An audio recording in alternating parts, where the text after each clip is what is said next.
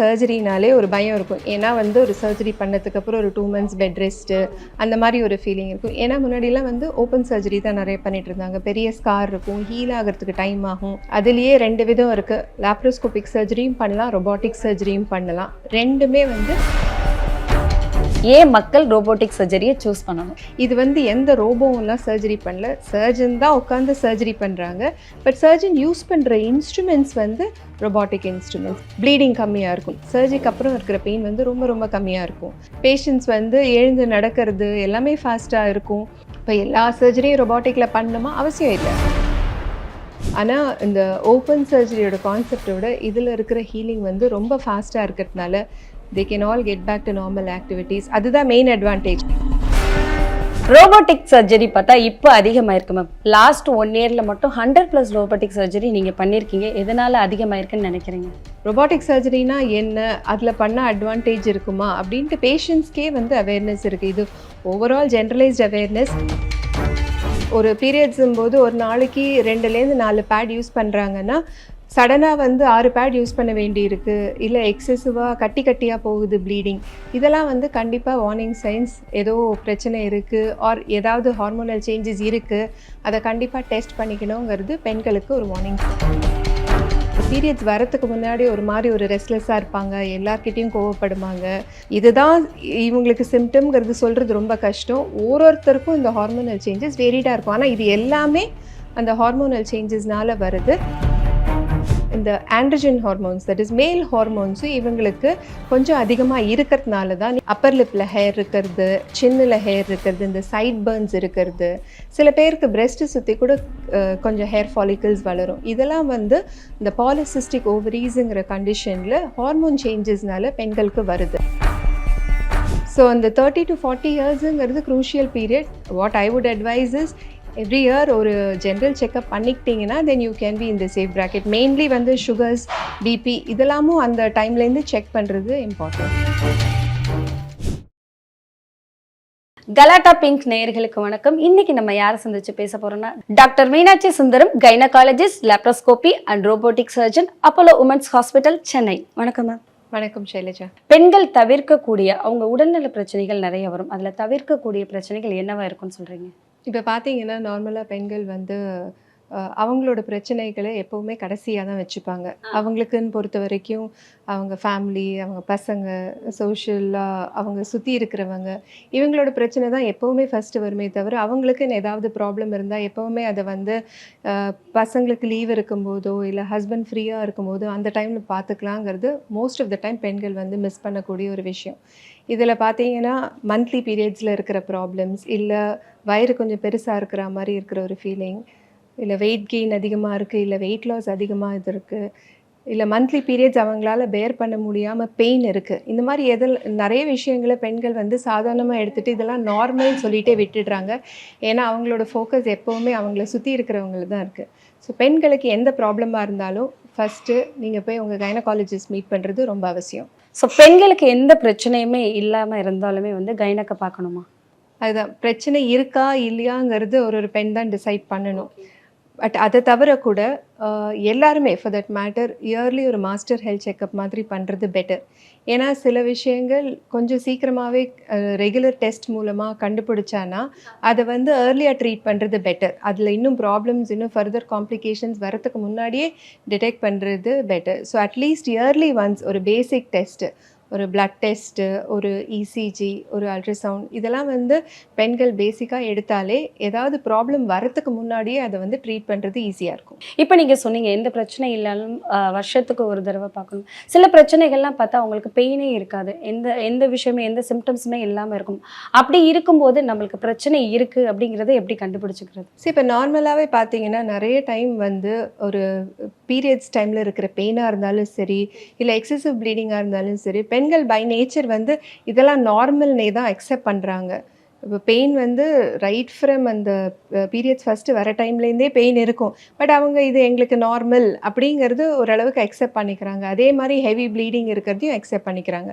But ஆனால் important thing என்னென்னா, இப்போ நார்மல்னு நீங்கள் நினச்சிட்டு இருக்கிறத விட பெயின் எப்போ அதிகமாகுதோ, இல்லை அந்த பெயின் வரும்போது உங்களால் நார்மலாக பண்ணிகிட்ருக்கிற வேலையை பண்ண முடியாமல் போகுதோ, அந்த டைமில் டெஃபினட்டாக வந்து இது ஒரு வார்னிங் சைன் மாதிரி. ஓகே, நம்ம போய் வந்து டாக்டரை பார்த்துட்டு என்ன பிரச்சனை, எதனால் முன்னாடி விட இப்போ பெயின் ஜாஸ்தி இருக்குது, இல்லை ஏன் புதுசாக பெயின் வருது, இல்லை நார்மலாக இப்போது ஒரு பீரியட்ஸும்போது ஒரு நாளைக்கு 2லேருந்து 4 பேட் யூஸ் பண்ணுறாங்கன்னா, சடனாக வந்து 6 பேட் யூஸ் பண்ண வேண்டியிருக்கு, இல்லை எக்ஸசிவாக கட்டியாக போகுது ப்ளீடிங், இதெல்லாம் வந்து கண்டிப்பாக வார்னிங் சைன்ஸ். ஏதோ பிரச்சனை இருக்குது ஆர் ஏதாவது ஹார்மோனல் சேஞ்சஸ் இருக்குது, அதை கண்டிப்பாக டெஸ்ட் பண்ணிக்கணுங்கிறது பெண்களுக்கு ஒரு வார்னிங் சைன். மேம் இப்போ சொன்னீங்க நார்மலாக வந்து 4 பேட்ஸ் யூஸ் பண்ணலாம், யூஸ் பண்ணுவாங்கன்னு சொல்லிட்டு. நார்மலாக ஒரு பெண்ணுக்கு வந்து பீரியட்ஸ் வருது அப்படின்னா எத்தனை பேட்ஸ் ஒரு நாளைக்கு யூஸ் பண்ணலாம்?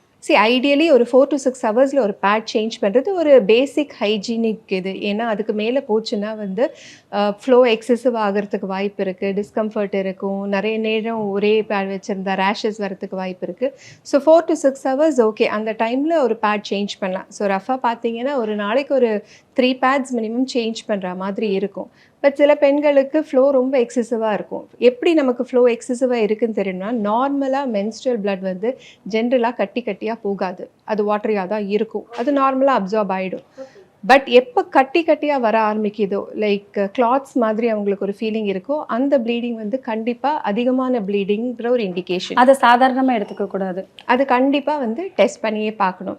ஏன்னா எதனால் அந்த கட்டியாக ப்ளீடிங் வருதுங்கிறது தெரியறது ரொம்ப இம்பார்ட்டன்ட். ஸோ அந்த மாதிரி இருக்கிற டைமில் அவங்களுக்கு இந்த 3 பேட்ஸ் மட்டும் பத்தாது. சில பெண்கள் பார்த்தீங்கன்னா டபுள் லேயர் பேட் வச்சுக்கிறேன்னு சொல்லுவாங்க, இல்லை ஒரு நாளைக்கு 6 பேடுக்கு மேலே சேஞ்ச் பண்ண வேண்டியது, இல்லை எவ்ரி 2 ஹவர்ஸ்க்கு பேட் மாற்ற வேண்டி இருக்குன்னு சொல்லுவாங்க. ஸோ இதெல்லாம் வந்து கண்டிப்பாக வந்து இன்வெஸ்டிகேட் பண்ணுறது பெட்டர். பெயின் பற்றி சொல்லும்போது வந்துட்டு மேம், சில பேருக்கு பார்த்தா முதுகு வலிக்கும், சில பேருக்கு கால் வலிக்கும், சில பேருக்கு ஃபீவரே கூட வரும் அந்த பீரியட்ஸ் வரதுக்கு முன்னாடி, சில பேருக்கு ஒன்றுமே செய்யாது, நார்மலாக வரும். ஸோ இந்த மாதிரியான நிறைய வித்தியாசங்கள் இருக்குது. ஒவ்வொரு பெண் உடம்புக்கும் பார்த்தா நிறைய வித்தியாசங்கள் இருக்குது. எனக்கு இது பண்ணுது அது பண்ணுதும்பாங்க. ஒரு நார்மலாக பீரியட்ஸுக்கு வர்றதுக்கு முன்னாடி என்னென்ன விஷயங்கள்லாம் ஒரு பெண்ணோட உடம்புக்குள்ள இருக்கும் நடக்கும்? ஸோ இப்போ நீங்கள் சொன்ன மாதிரி பார்த்தீங்கன்னா ஒரு பெண்ணுக்கும் இருக்கிற சிம்டம்ஸ் டிஃப்ரெண்ட்டாக தான் இருக்கும். இப்போ நீங்கள் ஒரு சைக்கிள்னு பார்த்தீங்கன்னா ஒரு 28 நாளில் வந்து ஒரு ஃபஸ்ட்டு ஃபேஸ் ஆஃப் த சைக்கிளில் ஈஸ்ட்ரஜன்கிற ஒரு ஹார்மோன் வந்து டாமினண்ட்டாக இருக்குது நம்ம பாடியில். செகண்ட் ஃபேஸ் ஆஃப் த சைக்கிளில் பார்த்தீங்கன்னா ப்ரொஜெஸ்ட்ரான் அதிகமாக இருக்குது. ஸோ இது எல்லா பெண்களுக்குமே இருக்கிறது தான். ஆனால் இந்த செகண்ட் ஃபேஸில் இருக்கிற ப்ரொஜெஸ்ட்ரான்னால நிறைய பேருக்கு இந்த ப்ரீ மென்ஸ்ட்ரல் சிம்டம்ஸ்னு சொல்லுவோம்.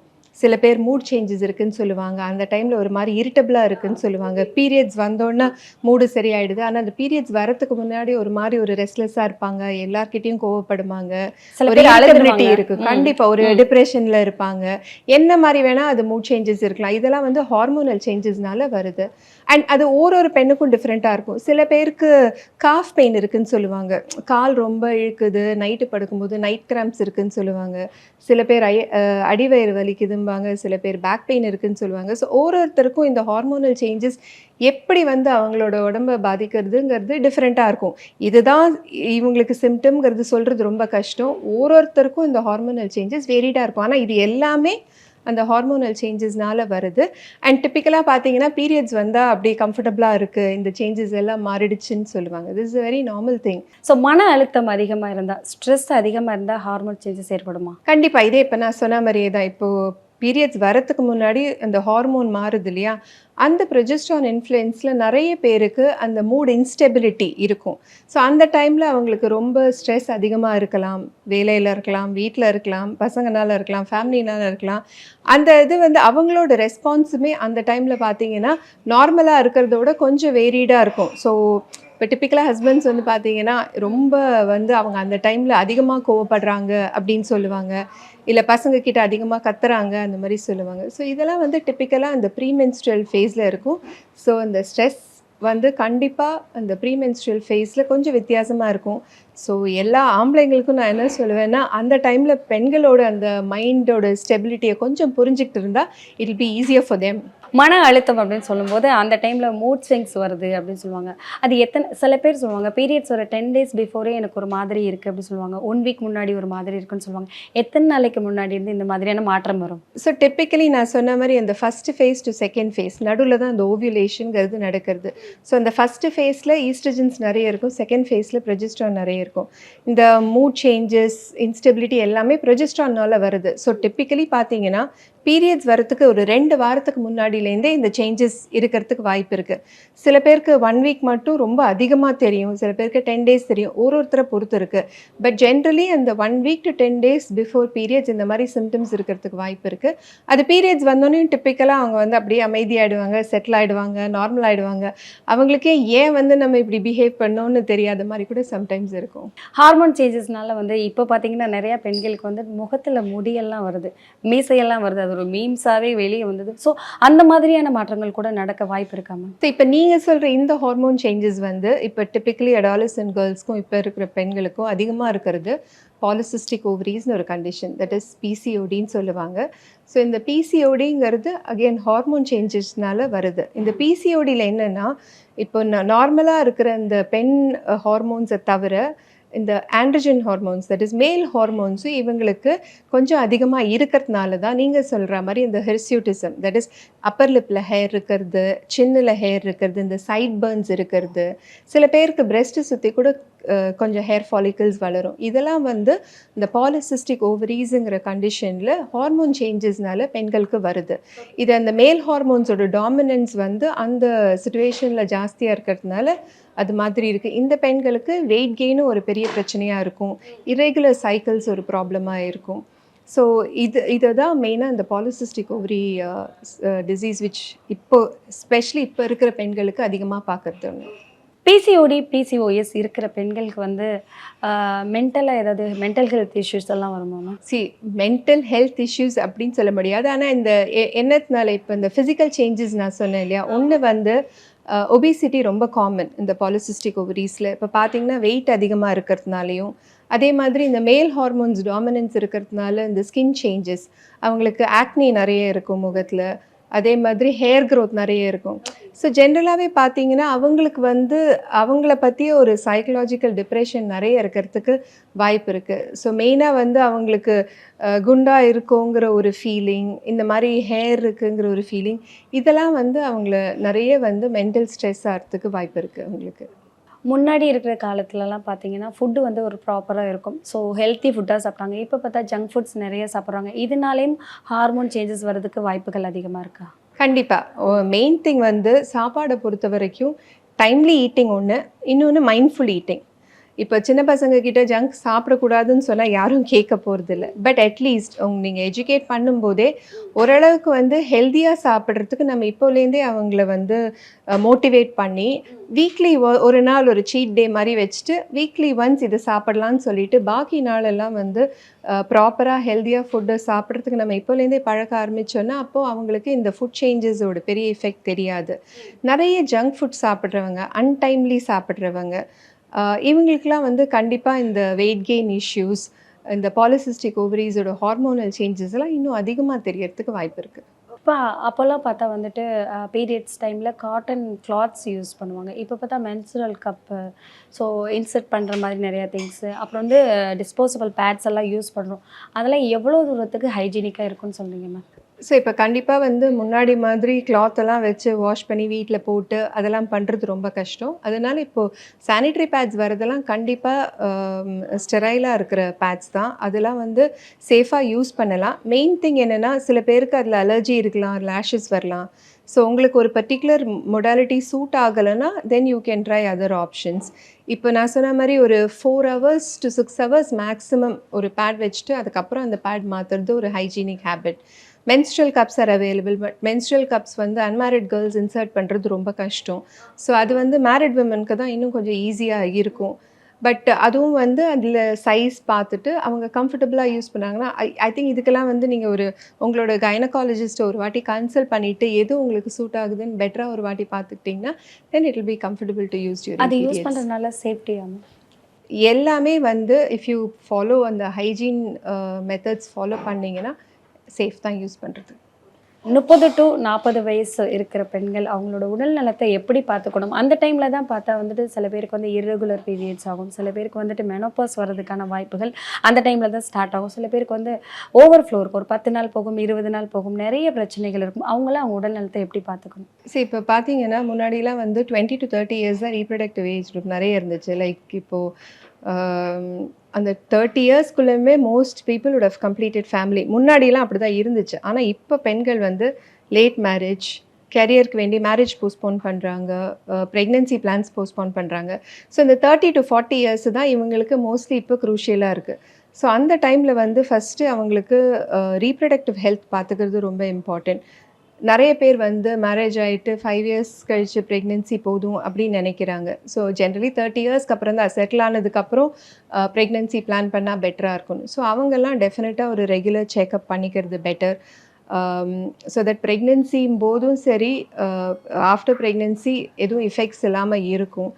ஸோ அப்பார்ட் ஃப்ரம் தட் அவங்களுக்கு வேறு ஃபர்டிலிட்டி ரிலேட்டட் இஷ்யூஸ் டெஸ்ட் பண்ணுறது இம்பார்ட்டண்ட்.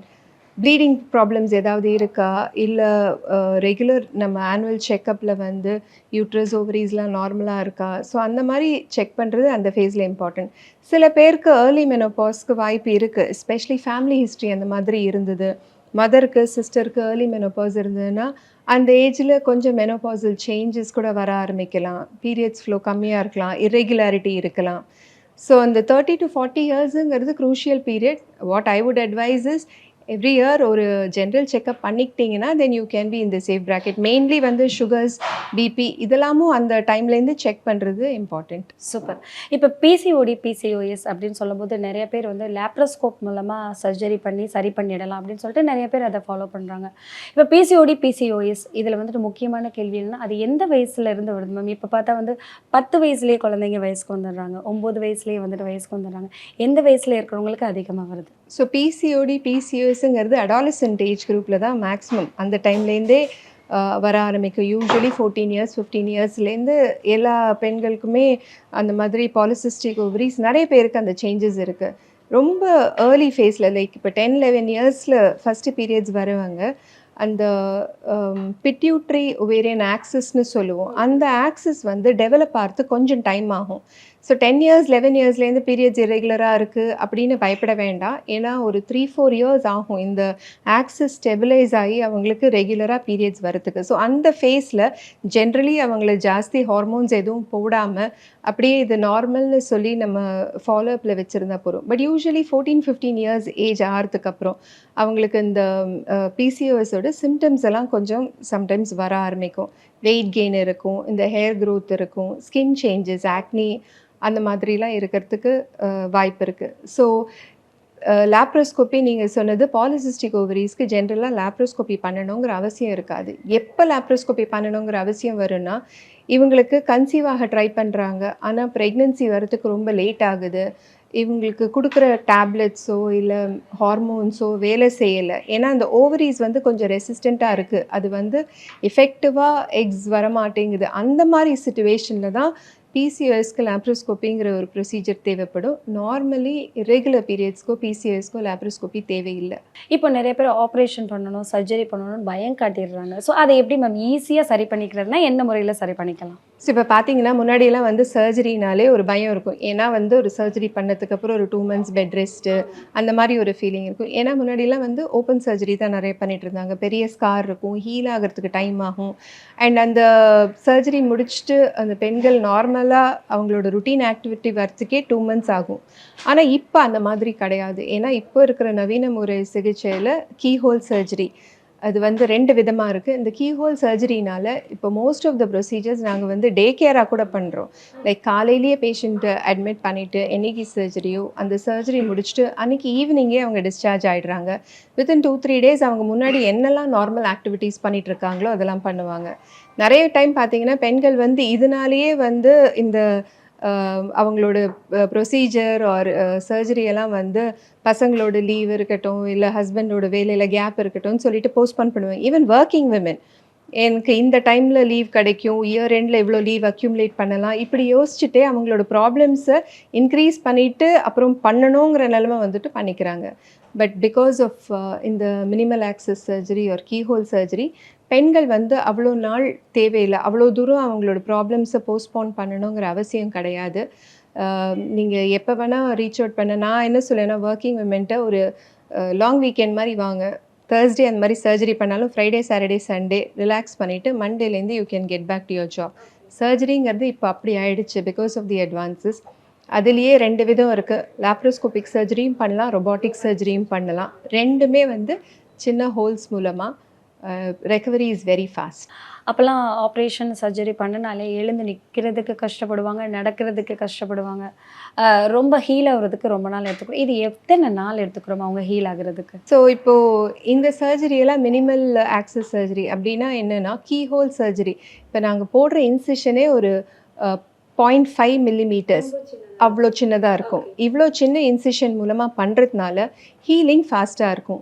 உங்களுக்கு ஸ்கின் ஹீலிங் ஃபாஸ்ட்டாக இருக்கிறதுனால அவங்க எழுந்து நடக்கிறது, இப்போது காலையில் சர்ஜரி பண்ணால் அன்றைக்கி ஈவினிங்கே பேஷண்ட்ஸ் எழுந்து நடப்பாங்க. அவங்க நார்மலாக அவங்க ரெஸ்ட் ரூம் யூஸ் பண்ணுறது பண்ணிப்பாங்க. அடுத்த நாளே டிஸ்சார்ஜ் ஆகிடுவாங்க ஹாஸ்பிட்டல்லேருந்து. சில பேர் அன்றைக்கே டிஸ்சார்ஜ் ஆகிடுவாங்க. ஸோ இந்த ஸ்கின் ஹீலிங் எல்லாம் வந்து within a couple of days ஆகிடும். உள்ள ஆர்கன்ஸ் ஹீலிங் வந்து ஒரு சர்ஜரியை பொறுத்து இருக்குது. It will take 2 weeks 3 weeks to heal. But யூஸ்வலாக நம்ம டிஸ்சார்ஜ் பண்ணும்போது அவங்களுக்கு we call them for follow up. ஒரு 4 டேஸ் கழித்து வந்து பார்க்க சொல்லுவோம். ஆனால் இந்த ஓப்பன் சர்ஜரியோட கான்செப்டோட இதில் இருக்கிற ஹீலிங் வந்து ரொம்ப ஃபாஸ்ட்டாக இருக்கிறதுனால they can all get back to normal activities. அதுதான் மெயின் அட்வான்டேஜ். ஆன்டிபயோட்டிக் யூசேஜ் கம்மி, பெயின் கில்லர் யூசேஜ் கம்மி, ப்ளீடிங் கம்மி, அண்ட் 3 to 4 டேஸில் you can get back to your normal work. Robotic surgery அப்படின்னு சொல்லிட்டு நீங்கள் ரொம்ப ஈஸி அப்படிங்கிற ஒரு விஷயம் சொல்லியிருந்தீங்க மேம். ரோபோட்டிக் சர்ஜரினா என்ன? ஏன்னா மக்களுக்கு அது தெளிவாக தெரியணும். ஏன் மக்கள் ரோபோட்டிக் சர்ஜரியை சூஸ் பண்ணணும்? ஃபர்ஸ்ட் ஆஃப் ஆல் இது ஒரு பெரிய மெத்து. இப்போ நான் ரோபோட்டிக் சர்ஜரின்னு சொன்னேன்னா ஃபஸ்ட்டு கேள்வி கேட்குவேன், அப்போ டாக்டர் நீங்கள் பண்ண மாட்டீங்களா சர்ஜரியை, ரோபோ எதாவது வந்து பண்ணணுமா? இதுதான் வந்து ஃபஸ்ட்டு கொஸ்டின் பேஷண்ட்ஸ்க்கு. எல்லாருக்குமே அது ரோபோட்டிக் சர்ஜரினா என்னமோ இந்த எந்திரன் மூவியில் பார்த்த மாதிரி ஒரு ரோபோ வந்து சர்ஜரி செய்யுங்கிற ஒரு விஷுவலைசேஷன் இருக்கும். But that is not true. இந்த ரோபோங்கிறது ஒரு கருவி. It is just an instrument. Surgeons வந்து அந்த ரோபோவை யூஸ் பண்ணுறதுனால இந்த சர்ஜரியோட அக்யூரசி இன்னும் இன்க்ரீஸ் ஆகுது. ப்ரிசிஷன் சொல்கிறோம். அது வந்து கரெக்டாக பண்ணுற வாய்ப்புகள் இன்னும் அதிகமாக ஆகுது. மில்லிமீட்டர் அளவுக்கு அதிகமாகுது. இது வந்து எந்த ரோபோவெலாம் சர்ஜரி பண்ணல. சர்ஜன் தான் உட்காந்து சர்ஜரி பண்ணுறாங்க. பட் சர்ஜன் யூஸ் பண்ணுற இன்ஸ்ட்ருமெண்ட்ஸ் வந்து ரொபாட்டிக் இன்ஸ்ட்ருமெண்ட்ஸ். ஸோ அந்த ரொபாட்டிக் இன்ஸ்ட்ருமெண்ட்ஸை சர்ஜன்ஸ் மூவ் பண்ணும்போது அந்த ப்ரிசிஷன் ரொம்ப அக்யூரேட்டாக இருக்கிறதுனால இது வந்து சர்ஜரிக்கு நிறைய அட்வான்டேஜ் கொடுக்குது. மெயினாக பார்த்தீங்கன்னா ப்ளீடிங் கம்மியாக இருக்கும் சர்ஜரி பண்ணும்போது. அந்த டிஷ்யூ ஹேண்ட்லிங் ரொம்ப ஃபைனாக இருக்கிறதுனால பேஷண்ட்ஸ்க்கு பெயின், சர்ஜரிக்கு அப்புறம் இருக்கிற பெயின் வந்து ரொம்ப ரொம்ப கம்மியாக இருக்கும். ஸோ அதனால் பார்த்தீங்கன்னா பெயின் கம்மியாக இருக்குது, ப்ளீடிங் கம்மியாக இருக்குன்னா நம்ம கொடுக்குற ஆன்டிபயோட்டிக்ஸும் கம்மியாக இருக்கும், பெயின் கில்லர்ஸ் தேவையும் கம்மியாக இருக்கும், மெடிகேஷன்ஸ் கம்மியாக இருந்தால் பேஷண்ட்ஸ் வந்து எழுந்து நடக்கிறது எல்லாமே ஃபாஸ்ட்டாக இருக்கும். அவங்க வேலைக்கு திரும்பி போகிறது எல்லாமே ரெக்கவரி பார்த்தீங்கன்னா ஃபாஸ்ட்டாக இருக்கும். ஸோ அதுதான் ரொபாட்டிக் சர்ஜரியோட அட்வான்டேஜ். எந்த பேஷண்ட்ஸ் ரொபாட்டிக் சர்ஜரி சூஸ் பண்ணணும் அப்படின்னு நீங்கள் கேட்குறீங்க. இப்போ எல்லா சர்ஜரியும் ரொபாட்டிக்கில் பண்ணணுமா? அவசியம் இல்லை. சிம்பிள் ப்ரொசீஜர்ஸ் எல்லாம் ரொபாட்டிக் சர்ஜரி மூலமாக பண்ணணுங்கிற அவசியம் இல்லை. மெயின் பெனிஃபிட்ஸ் பார்த்தீங்கன்னா இப்போது பெரிய கட்டி இருக்குது, ஃபைப்ராய்ட் பெருசாக இருக்குது, இல்லை சிஸ்ட்டு பெருசாக இருக்குது, இல்லை ப்ரீவியஸ்லி நிறைய சர்ஜரிஸ் ஆல்ரெடி வயரில் பண்ணியிருக்கு, காம்ப்ளெக்ஸாக இருக்கிற ப்ரொசீஜர்ஸ், இல்லை கேன்சர் ப்ரொசீஜர்ஸ், இதெல்லாம் வந்து ரொபாட்டிக்காக பண்ணும்போது அவுட்கம்ஸ் பெட்டராக இருக்கும். ஏன்னா ப்ரிசிஷன் பெட்டராக இருக்கும், ப்ளீடிங் கம்மியாக இருக்கும். அந்த நர்வ்ஸ் கிட்டக்க சர்ஜரி பண்ணும்போது அது ரொம்ப அக்யூரேட்டாக இருக்கிறதுனால நர்வ்ஸோட ஃபங்க்ஷன்ஸ் எல்லாம் நல்லா ப்ரிசர்வ் ஆகும். ஸோ இந்த மாதிரி சுச்சுவேஷன்ஸில் டெஃபினெட்லி ரொபாட்டிக் சர்ஜரிஸ் அட்வான்டேஜஸ். பெரிய யூட்ரஸ் ப்ளீடிங் ப்ரொசீஜர் போது ரொம்ப கம்மியாக இருக்கிறதுனால டெஃபினெட்லி ரொபாட்டிக் சர்ஜரி அவங்களுக்கு அட்வான்டேஜஸாக இருக்கும். ரோபோட்டிக் சர்ஜரி பார்த்தா இப்போ அதிகமாயிருக்கு மேம். லாஸ்ட் 1 இயரில் மட்டும் 100+ ரோபோட்டிக் சர்ஜரி நீங்கள் பண்ணியிருக்கீங்க. எதனால் அதிகமாயிருக்குன்னு நினைக்கிறீங்க? ஸோ இப்போ பார்த்தீங்கன்னா மெயின்லி அவேர்னஸ். இப்போ ரோபோட்டிக் சர்ஜரி அப்போலோவில் 2011 வந்தது. I was trained in 2011 at US ஃப்ளாரிடாவில் ஐ காட் மை ட்ரைனிங். அப்போலேருந்து ரோபோட்டிக் சர்ஜரிஸ் பண்ணுறதை விட இப்போ பார்த்தீங்கன்னா we are in 2026, almost 15 years numbers வந்து டிராஸ்டிக்காக இன்க்ரீஸ் ஆகிருக்கு. ஏன்னா ஒன்று அவேர்னஸ். முன்னாடிலாம் ரொபாட்டிக் சர்ஜரினாலே பேஷண்ட்டும் பயப்படுவாங்க. Cost of surgery was also higher. இப்போ இது எல்லாமே மாறிடுச்சு. பேஷண்ட்ஸ்க்கும் வந்து நாலேஜ் இன்க்ரீஸ் ஆகிருக்கு, அவேர்னஸ் இன்க்ரீஸ் ஆகிருக்கு. ப்ளஸ் அந்த ரோபோலேயே நிறைய மாடிஃபிகேஷன்ஸ் அண்ட் லேட்டஸ்ட் டெவலப்மெண்ட்ஸ் வந்ததுனால அந்த சர்ஜனுக்கும் சர்ஜரி பண்ணுறது, அதே மாதிரி பேஷண்ட்ஸ்க்கும் நிறைய அட்வான்டேஜ் இருக்குது. அண்ட் நிறைய டைப் ஆஃப் ரொபாட்டிக் பிளாட்ஃபார்ம்ஸும் இப்போ அவைலபிளாக இருக்குது. ஸோ முன்னாடிலாம் சில சென்டரில் மட்டும்தான் இருந்தது, அதனால பேஷண்ட்ஸ்க்கு ஆக்சஸ் பண்ணுறதும் இது கஷ்டமாக இருந்தது. ஆனால் இப்போ பார்த்தீங்கன்னா நிறைய சென்டர்ஸில் இந்த ரொபாட்டிக் சர்ஜரி அவைலபிளாக இருக்குது. அதனால பேஷண்ட்ஸ்க்கு அதனோட விழிப்புணர்ச்சியும் ஜாஸ்தியாக இருக்குது. ஸோ நம்பர்ஸும் இன்க்ரீஸ் ஆகுது. அண்ட் மெயின் திங் வந்து பேஷண்ட்ஸ்க்கு அது அட்வான்டேஜஸாக இருக்குது. எப்படி மேம் வந்து கேட்குறாங்க உங்ககிட்ட? இப்போ வந்து பயப்படுவாங்க. நீங்கள் சொன்ன மாதிரியே வந்து யோசிக்கிறது எப்படின்னா ரோபோ தான் வந்து ஆப்ரேஷன் பண்ணும் போல அப்படிங்கிற ஒரு தாட்ஸ் எல்லாம் வரும். இப்போ வந்து நம்பர்ஸ் இன்க்ரீஸ் ஆகிருக்கு. எப்படி வந்து உங்ககிட்ட கேட்குறாங்க? முன்னாடிலாம் ரோபோட்டிக் சர்ஜரி பற்றி நம்ம சொல்ல வேண்டியதாக இருந்தது. ஓகே, இப்படி ஒரு ஆப்ஷன் இருக்குது, இதுதான் சர்ஜரி, இதுதான் அட்வான்டேஜ். ஆனால் இப்போ பார்த்தீங்கன்னா பேஷண்ட்ஸ் வந்து ரோபோட்டிக் சர்ஜரினா என்ன, அதில் பண்ண அட்வான்டேஜ் இருக்குமா அப்படின்ட்டு பேஷண்ட்ஸ்க்கே வந்து அவேர்னஸ் இருக்குது. இது ஓவரால் ஜென்ரலைஸ்ட் அவேர்னஸ் ப்ளஸ் இந்த ஏஐ வேர்ல்டில் நீங்கள் இன்ஸ்டாவில் போங்க, கூகுளில் போங்க, எதில் போட்டாலும் இந்த மாதிரியெல்லாம் பேஷண்ட்ஸ்க்கு நிறைய இன்ஃபர்மேஷன் இருக்கிறதுக்கு ஆக்சஸ் இருக்குது. அதனால பேஷண்ட்ஸோட அவேர்னஸ் ஜாஸ்தி இருக்கிறதுனால இப்போ எல்லாத்தையும் கேட்குறாங்க. ஸோ நிறைய இடங்கள்ல ஒரு விஷயம் சொல்கிறாங்க, பிசிஓடி பிசிஓஎஸ் இருந்தால் ப்ரெக்னென்சிக்கு நிறைய ப்ராப்ளம் வரும் அப்படின்னு சொல்லிட்டு இருக்காங்க. இப்போ பார்த்தா அதற்கான ப்ராப்ளம் அதிகமாகவே வருது எல்லாருக்குமே. வயதெல்லாம் கிடையாது, எந்த வயதாக இருந்தாலும் பிசிஓடி பிசிஓஎஸ் இருக்கிறவங்களுக்கு ப்ரெக்னென்சி ஆகுறதுல நிறைய கஷ்டமாக இருக்குது. ஸோ அதை நீங்கள் எப்படி பார்க்குறீங்க மேம்? ஸோ மெயினாக பிசிஓடிங்கிற பிரச்சனை எதனால் அப்படின்னு பார்த்தானா, நார்மலாக ஒரு உமனுக்கு வந்து எவ்ரி மந்த்து எக் ரிலீஸ் ஆகுது. ஓகே, இந்த பிசிஓடி இருக்கிற பேஷண்ட்ஸ்க்கு அந்த எக் நார்மலாக ரிலீஸ் ஆகாததுனால அவங்களுக்கு ப்ரெக்னென்சியோட இஷ்யூஸ் இருக்குது. ஸோ இப்போ அது எக் நார்மலாக ரிலீஸ் ஆகாததுனால மந்த்லி பீரியட்ஸ் வர மாட்டேங்குது. அந்த எக் ரிலீஸ் ஆகாததுனால அந்த டைமில் கன்சீவ் ஆகிறதும் பிரச்சனையாக இருக்குது. ஸோ மெயின் திங் வந்து இந்த ப்ராப்ளமை தான் கரெக்ட் பண்ணணும். இந்த ப்ராப்ளம் இதோட அசோசியேட்டட் இந்த இரெகுலர் சைக்கிள்ஸ், இந்த வெயிட் கெயின், இதெல்லாம் எல்லாமே ஒரே பிரச்சனையாக இருக்கிறதுனால நிறைய லைஃப் ஸ்டைல் மாடிஃபிகேஷன் தேவை. வெயிட் குறைக்கிறது இன் டேர்ம்ஸ் ஆஃப் நான் சொன்ன மாதிரி mindful eating, some form of physical exercise அப்படி பண்ணாலே வெயிட்டு குறையும் போதே இந்த ஓவியுலேஷனுங்கிற ஒரு ஹார்மோனல் சேஞ்சு ரெகுலரைஸ் ஆகி நார்மலாக அவங்களுக்கு மந்த்லி அந்த ஓவியுலேஷன் நடந்ததுன்னா அந்த ப்ரெக்னென்சியில் பிரச்சனை வராமல் இருக்கும். ஸோ இது ஒரு இம்பார்ட்டண்ட் திங். அதனால தான் பிசிஓடி இருக்கிறவங்களுக்கு ப்ரெக்னென்சியில் டிலே இருக்குது. அந்த ஓவியுலேஷன் கரெக்டாக நடக்கணும். ஓவியுலேஷன் கரெக்டாக நடந்துச்சுன்னா ப்ராப்ளம் இருக்காது. இப்போ அம்மா காலத்துலலாம் என்ன சொல்லுவாங்கன்னா, அந்த கல்யாணம் பண்ணி குழந்தை பெற்றுக்கிற வயசு 25 to 30க்குள்ளே தான். அதுக்கு மேலே போனால் உடம்புல நிறைய ஹார்மோன் மாற்றங்கள் வந்துடும், நிறையா கஷ்டம், குழந்தை பெற்றுக்கிறதுல கஷ்டம் வந்துடும் அப்படின்னு சொல்கிறாங்க. ஆனால் இந்த காலத்தில் பார்த்தா அந்த 30 to 40க்குள்ளே தான் வந்துட்டு கல்யாணமே நடக்குது. ஸோ 40 வயது இருக்கிறவங்களும் வந்து குழந்தையெல்லாம் பெற்றுக்கிறாங்க. ஸோ இதில் எது உண்மை, இல்லை எதுதான் கரெக்டான விஷயம்? முன்னாடிலாம் பார்த்தீங்கன்னா ஒரு ஃபேமிலியில் 3, 4 அந்த மாதிரி பெற்றுட்டு இருந்தாங்க. ஸோ அவங்க 21 இயர்ஸ்லேயே அவங்களுக்கு கல்யாணம் ஆகிடும். ஸோ 30 இயர்ஸ்க்குள்ளே இவ்வளோ குழந்தை பெற்றுப்பாங்க. ஆனால் இப்போ வந்து நிறைய பெண்கள் அவங்களோட இந்த மேரேஜ் லைஃபு எல்லாமே கெரியருக்கு வேண்டி கொஞ்சம் போஸ்ட்போன் பண்ணுறாங்க. இப்போ பார்த்தீங்கன்னா ஆவரேஜாக ஒரு பொண்ணு வந்து 28 இயர்ஸ்க்கு கம்மியாக கல்யாணமே பண்ணிக்கிறதுக்கு ஒத்துக்க மாட்டேங்கிறாங்க. கல்யாணம் பண்ணிக்கிட்டா கூட ஒரு 4 இயர்ஸ் ஆகட்டும், 5 இயர்ஸ் ஆகட்டும், எங்களுக்கு கொஞ்சம் நார்மலாக ஜாலியாக இருக்கணும், அதுக்கப்புறம் ப்ரெக்னென்சி பண்ணணும். ஸோ அவங்க பிளான் பண்ணுறதே மைண்ட் செட்டே வந்து 30 இயர்ஸ்க்கு மேலே போதுங்கிற மாதிரி. 30 இயர்ஸ் to 35 இயர்ஸ் வரைக்கும் ஃபர்டிலிட்டி நல்லாயிருக்கும். தி ஒன்லி ப்ராப்ளம் 35 இயர்ஸ் தாண்டுனா இயற்கையாகவே பெண்களுக்கு ஃபர்டிலிட்டி வந்து குறைய ஆரம்பிச்சிடும். இப்போ நமக்கு ஓவரீஸோட ஏஜ் வந்து எப்போ பீரியட்ஸ் ஆரம்பிக்குதோ அந்த டைம்லேருந்து எக்ஸ் ப்ரொடியூஸ் பண்ணி ஒரு எல்லாரோட ஓவரிக்குமே ஒரு ஏஜ் இருக்குது. ஸோ சில பேருக்கு 40 இயர்ஸ்க்கு மேலே கூட ப்ரெக்னென்சி ஆகிறதுக்கு வாய்ப்பு இருக்குது. அந்த ஓவரியிலேருந்து ஓவிலேஷன் நல்லா நடந்துச்சுன்னா அந்த மாதிரி இருக்கும். பட் சில பேருக்கு அந்த ஓவரிஸ் வந்து 35 to 40க்குள்ளே பர்ன் அவுட் ஆகிடும், சில பேருக்கு 35க்குள்ளே பர்ன் அவுட் ஆகிடும். ஸோ இம்பார்ட்டண்ட் என்னென்னா ரொம்ப தள்ளி போட வேண்டாம். ஓகே, ஓரளவுக்கு 30 இயர்ஸ்க்கு மேலே பிளான் பண்ணால் ஓகே தான். பட் 35 இயர்ஸ்க்குள்ளே இப்போலாம் வந்து ஒரு குழந்தைக்கு மேலேயே வேண்டான்னு சொல்கிறாங்க. ஸோ அந்த ஒரு குழந்தையாவது 35 இயர்ஸ்க்குள்ளே பிளான் பண்ணால் ஃபர்தராக இன்னும் ஃபர்டிலிட்டி ட்ரீட்மெண்ட்ஸ் தேவையில்லாமல் நேச்சுரலாக கன்சீவ் பண்ணுறதுக்கு பெண்களுக்கு கம்ஃபர்டபுளாக இருக்கும். இன்னொரு விஷயம் பார்த்தீங்கன்னா 35 இயர்ஸ்க்கு மேலே ஜெனட்டிக் அப்நார்மாலிட்டிஸும் ஜாஸ்தியாக இருக்கிறதுக்கு வாய்ப்பு இருக்குது. இப்போ 40 இயர்ஸ்க்கு மேலே பார்த்தீங்கன்னா ரிஸ்க் இன்னும் ஜாஸ்தி. தட் இஸ் பிறக்கிற குழந்தைக்கு ஜெனட்டிக் அப்நார்மாலிட்டி, மதரோட ஏஜ் ரிலேட்டட் ஜெனட்டிக் அப்நார்மாலிட்டிஸ் நிறைய இருக்க வாய்ப்பு இருக்குது. அதனால பெண்களை பொறுத்த வரைக்கும் நீங்கள் உங்கள் மேரேஜு அதெல்லாம் பிளான் பண்ணிவிட்டு அட்லீஸ்ட் 35 இயர்ஸ்க்குள்ளே ஒரு குழந்தையாவது பெற்றுட்டா இட் இஸ் பெட்டர்.